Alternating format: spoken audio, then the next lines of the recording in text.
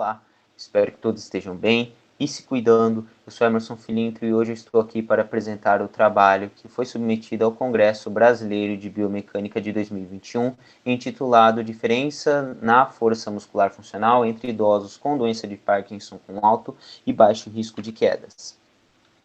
Bom, a doença de Parkinson é uma doença crônica progressiva e neurodegenerativa que tem como principal característica a degeneração dos neurônios dopaminérgicos, os quais estão presentes na substância negra parte compacta, como pode-se visualizar na imagem. Por conta dessa degeneração, existem alguns sintomas característicos da doença de Parkinson, os quais estão visíveis no slide.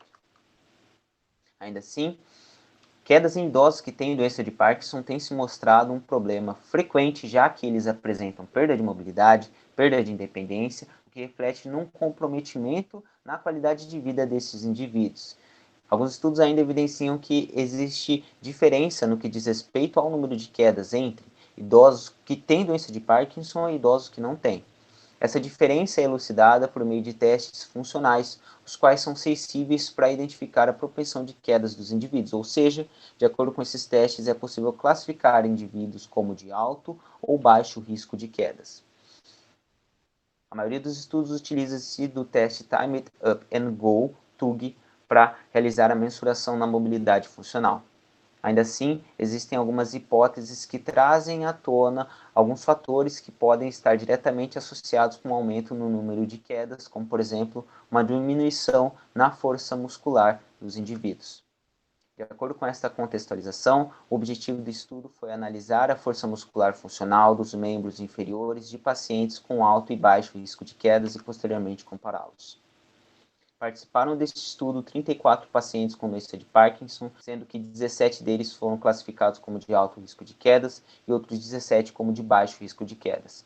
Sua classificação foi realizada de acordo com o desempenho no TUG, sendo que os indivíduos que realizaram o TUG acima de 11 segundos e meio foram classificados como de alto risco de quedas, e os indivíduos que realizaram abaixo de 11 segundos e meio foram classificados como de baixo risco de quedas.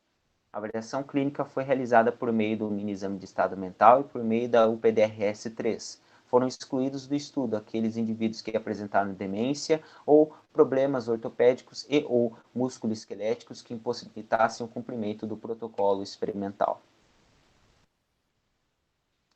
O TUG foi realizado em 3 tentativas, sendo que o indivíduo deveria levantar de uma cadeira, caminhar 3 metros, contornar o cone, retornar caminhando e sentar novamente. Eles foram instruídos a realizar essa tarefa o mais rápido possível.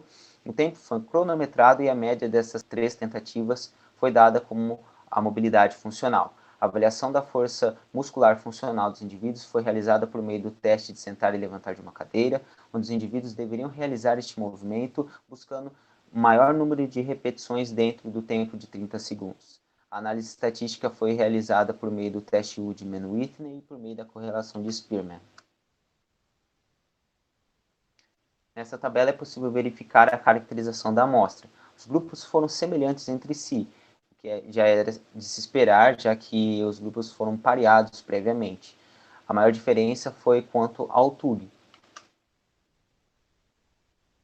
De acordo com a figura 1, que nos mostra as médias e os desvios padrão da força muscular funcional dos dois grupos, o grupo de baixo risco de quedas apresentou uma maior força muscular. De acordo com a figura 2, a correlação de Spearman apresentou uma correlação negativa, ou seja, quanto maior foi o número de repetições do indivíduo, menor foi o seu tempo no TUG. Uma diminuição na força muscular gera prejuízo na qualidade de vida de todos. Não é diferente quando estamos falando de indivíduos que têm doença de Parkinson. De acordo com esse resultado, pode-se identificar que a força muscular funcional dos membros inferiores está diretamente associada com a mobilidade funcional. Isso é importante, pois pode acabar auxiliando em protocolos de intervenção que trabalham diretamente com essa população. Conclui-se que idosos com alto risco de quedas apresentam uma menor força muscular funcional dos membros inferiores em relação aos idosos com baixo risco de quedas. Eu agradeço a todos pelo prestígio, especialmente ao Laboratório de Estudos da Postura e da Locomoção. Muito obrigado e até a próxima.